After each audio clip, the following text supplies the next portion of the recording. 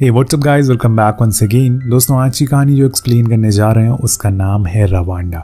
समय चल रहा है 1994 का। पूरा रवांडा शहर दंगे से भड़का हुआ है। तुत्सी और हुतो जाति के लोग एक दूसरे के खून के प्यासे हो रखे हैं। इसी अफरा तफरी में एक फरिश्ता है जिसने अलग अलग जाति की 4 औरतों को अपने घर में जगह दी है। उसी में से उसकी वाइफ भी है जो कि एक तुत्सी जाति की है, पर उसका पति फ्रांसिस्को हुतो जाति से बिलोंग करता है और इसीलिए उसने अपनी वाइफ को घर में बने एक बेसमेंट में छुपा दिया है। तभी हम बाहर लोगों की चीखने चिल्लाने की आवाजें सुनते हैं, यानी कि आग अब और ज्यादा भड़क चुकी है। उसी समय हम एक और औरत को देखते हैं जो कि बेहोशी की हालत में है। अब ये दिन जैसे तैसे गुजर जाता है, लेकिन जब अगले दिन एनी की आंख खुलती है तो वो देखती है कि वहां पर उसके अलावा 4 और औरतें मौजूद थी। इसमें से एक अमेरिकन है जो यहाँ पे चैरिटी के लिए आई थी, लेकिन ऐसे माहौल के चक्कर में वो भी यहाँ फंस चुकी है। उसके साथ में एक सिस्टर है जो कि पास वाले चर्च में रहा करती है, लेकिन आज वो भी इन लोगों के साथ यहाँ पर बंद है। वहीं मुक्तेसी जो बेहोश थी, जब उसकी आंख खुलती है तो खुद को बंद पाकर वो चिल्लाने लगती है, लेकिन तभी आने को उसे चुप कराती है और बताती है कि तुम अभी सेफ हो और आगे से चिल्लाना मत, वरना बाहर लोगों को पता चल जाएगा और हम सभी मारे जाएंगे। इसके बाद वो उन सभी को बताती है कि बाहर हुतो लोग हाथ में हथियार लिए तुत्सी लोगों को ढूंढ रहे हैं, तो उन्हें बिना वजह मारे जा रहे हैं। पूरे शहर में दंगे फैल चुके हैं और कोई भी सेफ नहीं है। वो मुझे भी मारने वाले थे, लेकिन फ्रांसिस्को मुझे एक कुएं के पास मिला जो मुझे लेकर यहाँ आ गया। तभी सिस्टर कहती है कि घबराओ मत, गॉड सबको सही कर देगा। इसके बाद हम उस अमेरिकन लेडी को देखते हैं जिसका नाम था एना। वो यहाँ पे असल में चैरिटी के लिए आई थी, लेकिन इन दंगों की वजह से वो भी अब फंस चुकी है, जैसे कि आपको पहले से पता है। इसी दौरान जब मुक्तेसी को पता चलता है कि एनी के एक हुतो है तो वो उससे दूर होने लगती है। कुछ ही पल की मोहब्बत अब नफरत में बदल जाती है, क्योंकि हुतो लोगों ने उसके पूरे परिवार को मार दिया। पर एनिक बताती है कि बहुत से हुतो लोग ऐसे मौजूद हैं जिन्होंने तुत्सी लोगों की मदद की है। जरूरी नहीं है कि समुद्र में एक मछली जहरीली हो तो सभी वैसी होंगी। तो मुझे समझ आता है, लेकिन सभी बहुत डरे हुए थे। उन्हें यहाँ कब तक रहना होगा किसी को कुछ पता नहीं है, और आखिर ये सब कब तक चलता रहेगा। क्या ये लोग यहाँ पे सेफ हैं? ये सारी चीजें आपको थोड़ी देर में पता चल जाएगी। कुछ समय के बाद मुक्तेसी कहती है कि मुझे टॉयलेट जाना है, लेकिन इस समय ये संभव नहीं है क्योंकि बेसमेंट बाहर से लॉक है और उसकी चाबी बस फ्रांसिस्को के पास है, जो इस समय कहाँ पर है किसी को पता नहीं है। अब रात हो जाती है और सभी लोग सो रहे थे, लेकिन तभी बारिश होना शुरू हो जाती है और बेसमेंट में बनी एक छोटी सी खिड़की से हवा अंदर आ रही थी, जिससे कि इन्हें सांस लेने में कोई दिक्कत ना हो। तभी आना देखती है कि बेसमेंट की एक लकड़ी टूट रही है जिसके नीचे से नाली बहती है। उसके दिमाग में एक आइडिया आता है, अगर वो उस लकड़ी को हटा दे तो टॉयलेट करने का ऑप्शन मिल सकता है। अब इसी तरह से 2 दिन बीत गए थे और आज तीसरा दिन है, लेकिन अभी भी ये लोग इसे छोटे बॉक्स में बंद है। लेकिन अब इनके बीच थोड़ी सी दोस्ती हो गई है, जिससे कि माहौल थोड़ा शांत है। लेकिन मुक्तेसी अभी भी एनी के पास आने से डरती है, क्योंकि उसका पति एक तुत्सी है। क्या पता वो अपनी जान बचाने के लिए हम सभी को मार दे। वो उसे समझाती है कि अगर ऐसा होना होता तो वो हमें यहाँ सेफ नहीं रखता, बल्कि पहले ही मार देता। इसके बाद वो लोग कुछ ब्रेड खाते हैं जो कि वहां पर रखे हुए थे, क्योंकि वो बेसमेंट था और असल में फूड स्टोरेज भी, जहाँ पे कई सारे खाने के सामान मौजूद थे, लेकिन अब वहां पर कुछ भी नहीं है। इसी दौरान एनी खिड़की से बाहर देखती है कि बाहर कुछ लड़के फुटबॉल खेल रहे हैं। उसे देखकर काफी अच्छा लगता है कि कम से कम कोई तो कुछ अच्छा कर रहा है। लेकिन उसी समय वहां पर एक आदमी आता है जिसके हाथ में एक तलवार और बंदूक थी। वो उन सभी बच्चों से उनकी आईडी मांगता है कि वो हुतो है या फिर तुत्सी, लेकिन वो बहुत ही छोटे थे और उनके पास कोई आईडी नहीं थी। वो उसे समझाने की कोशिश करते हैं कि हम हुतो हैं और हमारी आईडी घर पर भूल गए। उस आदमी को उन पर यकीन हो जाता है, पर वो उनसे कहता है कि ये समय फुटबॉल खेलने का नहीं है, जाकर तुत्सी लोगों को ढूंढ ढूंढ कर मारो, तब जाकर तुम्हें अपने हुतो होने पर गर्व होगा। अब ये देखकर आप समझ गए होंगे कि आखिर ये समय किस तरह का चल रहा है। कुछ लोग दूसरे के दिमाग में बस नफरत भरते जा रहे हैं और उन्हें भड़का रहे हैं। वहीं लोग जो एक साथ एक घर के ऊपर नीचे रहते थे, आज वही एक दूसरे के दुश्मन बन चुके हैं। तभी एक बच्चा आकर उस छोटी सी खिड़की के अंदर देखने लगता है। एनिक उसे देखकर डर जाती है और नीचे बैठ जाती है, पर वो लड़का असल में खिड़की पर बैठी एक तितली को देख रहा था, जो कम से कम आजाद थी और उसे किसी जाति की जरूरत नहीं थी आसमान में उड़ने के लिए। अब यहाँ समय बिताने के लिए इन लोगों के पास कुछ नहीं था, इसलिए आपस में खेलने लगते हैं, जिससे कि थोड़ा टेंशन और टाइम भी पास हो जाए। लेकिन कुछ ही देर बाद रात हो जाती है, जो इन चारों के लिए बहुत ही भयानक होती है, क्योंकि रात में ही कुछ लोग लड़कियों को जबरदस्ती अपने घरों में ले जाते हैं और उनकी चीखें ये लोग आसानी से सुन सकते थे, जिससे कि सभी की रूह कांप जाती है। किसी को हल्की सी भी नींद नहीं आती। सभी ऐसे ही बैठे बैठे पूरी रात गुजार देते हैं। विलाज इन्हें 7 दिन हो चुके हैं इस बेसमेंट में। छोटी सी खिड़की से आती हुई सूरज की किरणें इन्हें एक उम्मीद दे रही थी कि घबराओ मत, कुछ समय के बाद सब कुछ ठीक हो जाएगा। तभी एक औरत उन्हें बाहर दिखती है जो अपनी जान बचाने के लिए भाग रही। अब एना उसे देख लेती है और एनिक से कहती है क्यों ना हम उसे आवाज लगा के यहाँ पर बुला ले, लेकिन वो मना कर देती है क्योंकि ऐसे बाहर वालों को इस जगह के बारे में पता चल सकता है। तभी नर्स अपने एक साथी को देखती है जो उसके साथ चर्च में प्रे करने और सारे क्लीनिंग का काम करती थी। वो ये देखकर काफी खुश थी कि अब उस लड़की की जान बच गई है, लेकिन ऐसा होता नहीं है।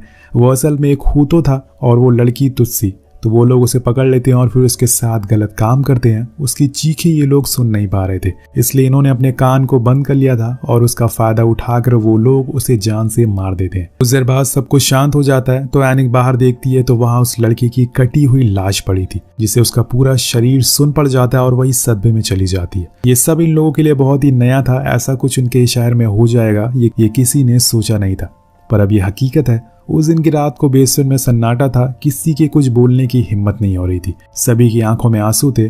नर्स उन्हें बताती है कि वो जो औरत मरी पड़ी हुई है उसे मैं जानती थी, वो मेरे हस्बैंड की शॉप पर आए दिन आया करती थी। वो 7 महीने की प्रेग्नेंट भी थी। जिस आदमी ने उसे मारा है वो दिन में 2 बार प्रे करने आता था, लेकिन मुझे नहीं पता था कि उसके अंदर एक शैतान बसता है और ऐसे लोगों को गॉड सीधा नरक में डालेगा। तो आप देख सकते हैं कि धर्म और जाति के नाम पर लोगों को कैसे भड़काया जा रहा है। तभी मुक्तेसी कहती है कि उस लेडी की मौत एनिक की वजह से हुई है, अगर वो उसे अंदर बुला लेती तो बच जाती। लेकिन वो कहती है कि वो अंदर आ ही नहीं सकती क्योंकि बेसमेंट लॉक है और उसकी चाबियां हमारे पास नहीं है। यहाँ पे मुक्तेसी को हर चीज में एनिक की गलती दिखाई दे रही थी। अब वो तो उसे ये तक कह देती है कि तुम्हें क्या लगता है कि क्या तुम्हारा हस्बैंड हमें आकर बचाएगा? उसे तो बाहर लोगों ने मारकर फेंक दिया होगा। इतना सब कुछ सुनने के बाद भी वो कुछ नहीं कहती और चुपचाप बैठी रहती है। कुछ समय के बाद हम देखते हैं कि बाहर तुत्सी लोग कुत्ते लेकर घूम रहे हैं, जिससे एना को कहीं ना कहीं ये डर था कि अगर कुत्तों ने उन्हें स्मेल कर लिया तो वो सब मारे जाएंगे। उसकी इस बात को सुनकर मुक्तेसी कहती है कि ये सब तुम लोगों ने शुरू किया था। हम लोग यहाँ पे सालों से एक साथ रहते आ रहे हैं, लेकिन अमेरिकन ने यहाँ आकर हम एक दूसरे से लड़वाया, अपनों को बीच में लड़वा कर वो यहाँ से चले गए। ये सुनकर एना कुछ नहीं कहती क्योंकि उसे ये अच्छे से पता था कि ये सब जो कुछ भी हो रहा है कहीं ना कहीं इसके पीछे उसी के देश का हाथ है, क्योंकि अमेरिका को जहाँ फायदा दिखता है वो उस देश में घुस जाता है और सबको बर्बाद कर देता है।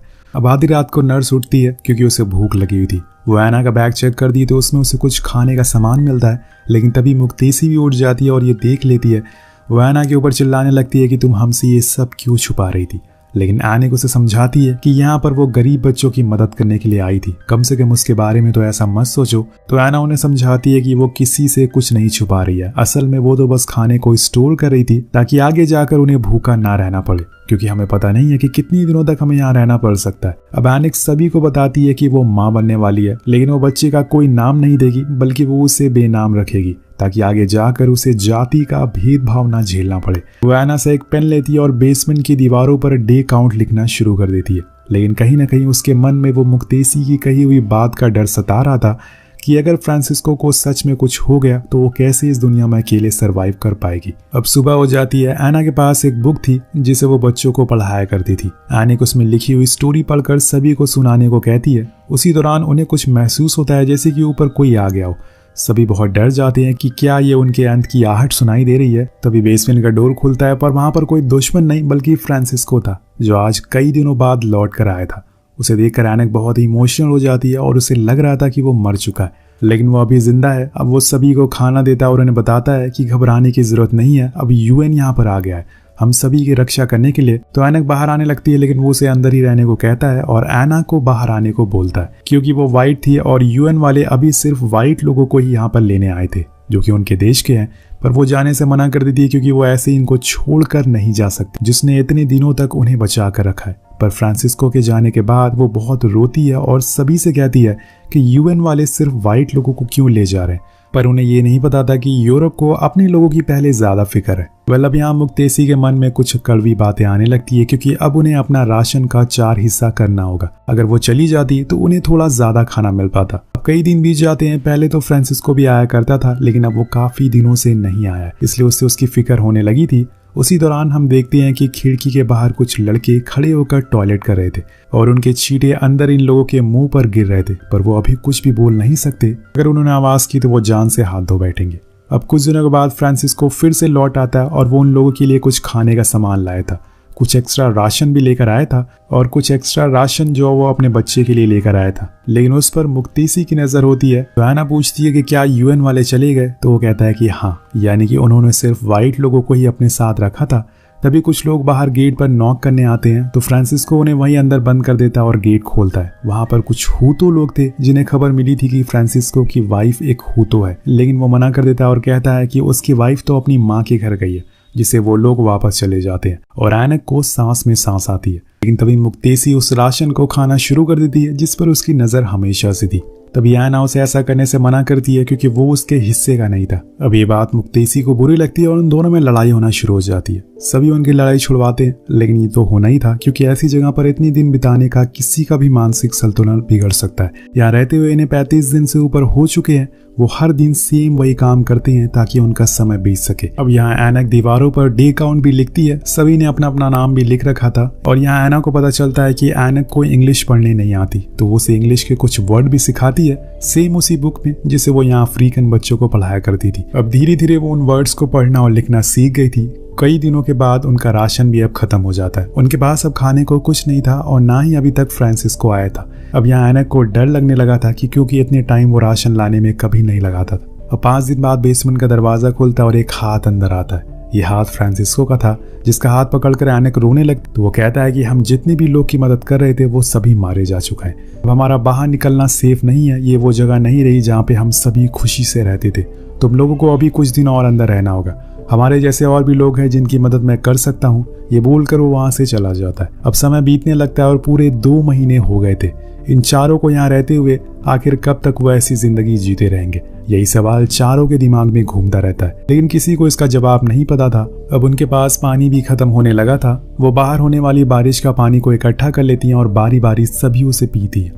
कुछ दिनों के बाद फिर से फ्रांसिस्को आता है, लेकिन अब सभी इतने कमजोर हो चुके थे कि कोई खड़ा तक नहीं हो पा रहा था। इसलिए वो उन्हें राशन देता और पीने का पानी। इसके बाद वो ऐनक को बताता है कि रेबल्स ने लड़ाई करना शुरू कर दिया है, जिससे कि हूतो आर्मी पीछे हट रही है और कुछ ही दिनों में सब कुछ पहले जैसा हो जाएगा। तब हम लोग यहाँ के होटल कॉलिन में जाकर रहेंगे जहाँ पर सारे रेफ्यूजी रहते हैं। अब वो चला जाता है, पर तभी ऐना को दौरे पड़ना शुरू हो जाते हैं क्योंकि वहाँ पे गर्मी बहुत ज्यादा थी और इतने छोटे से एरिया में उसे घुटन होने लगती है। सभी उसे संभालते हैं और पीने का पानी देते हैं। इस तरह से 77 दिन बीत चुके थे और अभी भी सब कुछ वैसा था, कुछ भी बदला नहीं था।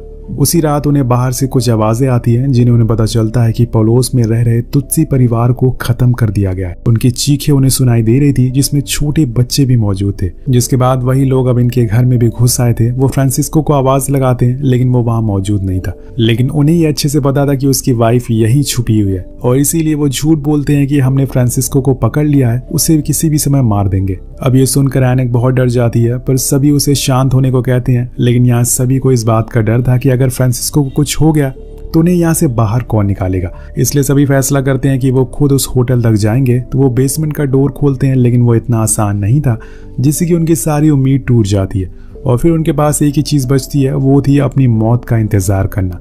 ऐसे ही करते करते अब हो जाते हैं पूरे 82 दिन। सब जिंदा लाश की तरह यहाँ वहाँ पड़े हुए थे। लेकिन तभी मुक्तेसी को एक आइडिया आता है, क्यों ना उसके पास मौजूद कटर से वो गेट को खोलने की कोशिश करे। उन्होंने सभी चीजें ट्राई करी थी, तो ये भी क्यों ना कर ले। और लकीली दोस्तों वो कटर की मदद से गेट को खोल लेते हैं, जिसके बाद सभी एक एक करके बाहर आने लगते हैं। लेकिन उसी समय घर के बाहर एक कार आकर रुकती है। फिर कुछ लोग अंदर आने लगते हैं। सभी को लगता है कि अब उनकी मौत करीब है, लेकिन वहाँ असल में रेबल थे जिनके साथ फ्रांसिस्को भी होता है। वो ऐनक को देखकर उसे गले से लगा लेता है और रोने लगता है। वो बताता है कि उन्होंने स्कूल को ढूंढ लिया जहाँ मैंने कुछ लोगों को छुपाया था और उन्होंने वहाँ सभी को मार दिया। मैं बच गया क्योंकि मैं थोड़ी देर के लिए अपने पड़ोसी की लाश दफनाने के लिए गया था और उसी ने मेरी जान बचा ली। लेकिन जब मैं लौटा तो वहाँ सभी की लाशें पड़ी थी। अब ऐनक उसे संभालती है और सभी एक साथ गले लगकर रोने लगते हैं। ऐना बार बार उस बेसमेंट को देखती है। उसे तो यकीन ही नहीं हो रहा था कि कैसे उन्होंने यहाँ पे इतने दिन सरवाइव करी। हमें बताया जाता है कि इस पूरे समय में रवांडा में तकरीबन 10 लाख लोगों को मार दिया गया,